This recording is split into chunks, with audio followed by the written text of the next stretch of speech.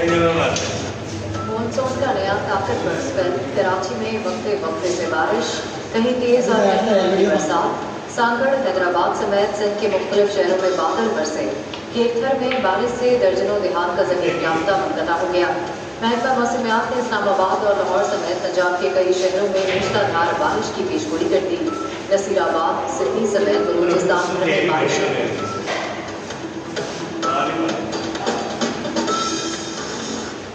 पहाड़ी इलाकों में नदी नाले और दरिया बिखर गए। बारिश से मानसहरा की वादी में तबाही, महाद्री के बरसाती नाले में मलबे से दरियाई कनहार का बहाव रुक गया। दरिया के पानी से झील की सतह बुलंद हो गई। महाद्री बाजार और आबादी को खतरा बढ़ गया। पानी कई होटलों के तहखाने में दाखिल हो गया। मानसहरा और कामार का जमीनी रास्ता 5 रोज भी बहाल न हो सका। दरियाई सतह में ऊंचे दर्जे का सैलाब में शहरी इलाकों में मकानात और बागान को नुकसान पहुंचा।